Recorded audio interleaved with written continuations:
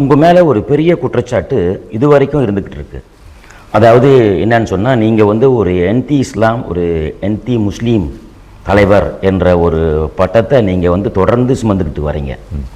இது ஒரு காரணமாக இருக்குமா? உங்களை வந்து தொடர்ந்து எடுக்காததுக்கு இது ஒரு காரணமாக இருக்குமா என்று நீங்கள் நினைக்கிறீங்களா? அந்த கேள்விக்கு பதில் வந்து ஆன்சர் எஸ் அண்ட் நோ. எஸ்ன்னு சொன்னால் எப்படி வருதுன்னா, 2022 தேர்தலில் எம்ஏபிக்கு வந்து சீட் கொடுக்குறதா பரிசான் கிட்ட அப்போ பேசி சீட் கொடுக்குறதா ரொம்ப கிட்ட நெருங்கிட்டோம். டத்தோ ஜைட் வந்து தீபாவளி விருதுக்கு எங்கள் வீட்டுக்கு வந்து பேசிட்டு போய் அந்த படம்லாம் வெளியே வந்தோடனே உடனே அங்கே அன்வார் இப்ராஹிம் மறானாலே பதில் கொடுத்துட்டாரு, ஒரு எச்சரிக்கை கொடுத்துட்டாரு. ஓ, பரிசானுக்கு வந்து பாருங்கள் என்டி இஸ்லாம் தலைமைத்துவத்தை எடுக்கிறாங்க அப்படி சொல்லி சொன்ன கையோட அவங்களும் கொஞ்சம் பின் வாங்கிட்டாங்க. இன்னொரு தரப்பில் பார்த்தீங்கன்னா 2007 என்ட்ரா பேரணி நடந்தது. இன்னொரு ஆங்கிளில் நீங்கள் பார்த்தீங்கன்னு சொன்னால் 2013 தேர்தலில் வந்து நஜீப் வந்து நம்ம கூட பேச்சுவார்த்தை நடத்தி ஹிண்ட்ராஃப் கூட ஒரு MOU சைன் பண்ணி என்கிட்ட ஒரு ஒப்பந்தம் செஞ்சார். அதாவது என்னென்னா, நீங்கள் எங்களுக்கு கேம்பெயின் பண்ணுங்கள், தேர்தலில் ஜெயிச்ச பிறகு நான் வந்து உங்களுக்கு பதவி கொடுக்குறேன், நீங்கள் இந்தியர்களுக்கு செய்ய வேண்டியது செய்யுங்க. ஸோ அந்த காலகட்டத்தில் வந்து 2007 2013 ரொம்ப நெருக்கம். அப்போ நான் வந்து ஒரு என்டி மலாயு என்டி இஸ்லாமாக இருந்தேன்னு சொன்னால் அப்போவே இருந்திருக்கணுமே, அப்போ அவர் பயந்துருக்கணுமே, அப்போ அவர் எடுத்தார். 2018 மகாதேர் பேச்சுவார்த்தை நடத்தி மகாதேரும் என்ன எடுத்தார், யாருக்கும் பயம் இல்லை. ஆனால் 2022 அன்வார் பயம் கட்டுறாரு, ஓ அவங்க வந்து என்டி மலாயு என்டி இஸ்லாமை நீங்கள் அவங்கள எடுக்கிறீங்க அப்படின்ட்டு. ஸோ இது வந்துட்டு ஒரு ஒரு ஒரு இங்கிலீஷில் வந்து மீத்துன்னு சொல்லுவாங்க, ஒரு ஒரு ஒரு மாயை. ஓகே, அது ஒரு மாயை. ஆனால் அவங்க என்னத்தை சொல்லி நான் வந்து என்டி மலாயு என்டி இஸ்லாம் அப்படிங்கிறத நீங்கள் பார்க்கணும். நான் மந்திரியாக இருக்கும்பொழுது பார்லிமெண்ட்டில் ஒரு டிபேட் நடக்கும்போது நீங்கள் பார்த்தீங்க, நான் வந்து மலாய் தனி சகியை பற்றி கேள்வி கேட்டுட்டேன். அப்புறம் மலாயோடைய மதத்துக்கு, முஸ்லீம் மதத்துக்கு நான் எதிர்ப்பாக இருந்தேன். நடந்தது வந்து என்னன்னு சொன்னால், 2007 பேரணிக்கு முன்பே வந்துட்டு சில மத பிரச்சனைகள் நம்ம நாட்டில் இருந்தது.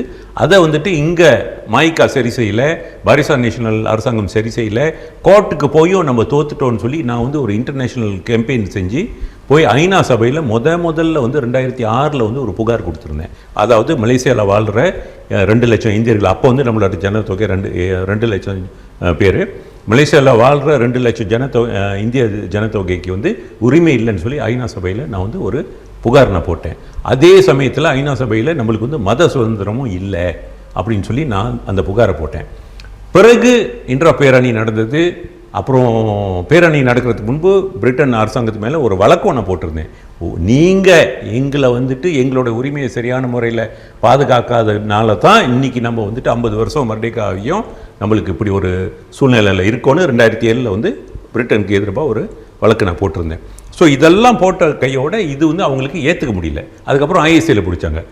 ஐஎஸ்ஐயில் பிடிக்கிற நேரத்தில் நான் அப்போ வெளியூரில் இருக்கும்போது நான் தொடர்ந்து போய் ஐநா சபையிலையும் சரி, அமெரிக்காலையும் சரி, யூரோப்பியன் பார்லிமெண்ட்லேயும் சரி, பெல்ஜியம் பார்லிமெண்ட், ஹாலண்ட் பார்லிமெண்ட், எல்லா இடத்துலையும் போயிட்டு இந்திய சமுதாயத்தோடைய பிரச்சனையை சொல்லி நாங்கள் எங்கள் உரிமையை கேட்குறனால எங்களுடைய தலைமைத்துவத்தை பிடிச்சி ஐஎஸ்ஐயில் வந்து சிறையில் வச்சுட்டாங்க அப்படின்னு சொல்லி நான் கேம்பெயின் பண்ணும்பொழுது அது வந்து அவங்களால ஏற்றுக்க முடியல. ஏன்னா மலேசியாவுடைய பொலிட்டிக்கல் ஹிஸ்ட்ரியில் வந்து அவங்க வந்து இந்த சமுதாயத்தை வந்து ஒரு அடிமை சமுதாயத்தை தான் பார்க்குறாங்க. நம்ம வந்துட்டு தோட்டப்புறத்துலேருந்து வந்தவங்க, சொன்னதை செய்வோம். பிரிட்டன் அந்த காலகட்டத்தில் நம்மளை கொண்டு வரும்போது அப்படி தான் கொண்டு வந்தானுங்க, தோட்டப்புறத்தில் வேலை செய்கிறதுக்கு கொண்டு வந்தானுங்க. ஸோ அதுக்கப்புறம் மறுடேக்கா ஆன பிறகு அந்த மலாய் தலைமைத்துவம் வந்து அப்படி தான் நம்மளை பார்க்குறாங்க. சொன்னதை செய்வாங்க, நீங்கள் சொன்னதை செய்யுங்க. அதே மாதிரி தான் அப்போ உள்ள மாய்கா தலைமைத்துவம் நம்மளை அப்படி தான் வச்சுருந்தாங்க. சொன்னது செய்யுங்க, கேள்வி கேட்காதீங்க, கேள்வி கேட்டால் ரவுடிங்கில் அனுப்புறது. ஸோ இதெல்லாம் பார்த்து தான் அன்னைக்கு வந்து இன்ட்ராவோடைய போராட்டம் நடந்தது. அந்த அளவுக்கு நம்மளுக்கு சப்போர்ட் வந்தது மக்கள்கிட்டே. ஏன்னு சொன்னால் மக்கள் வெரி ஃபெட் அப்.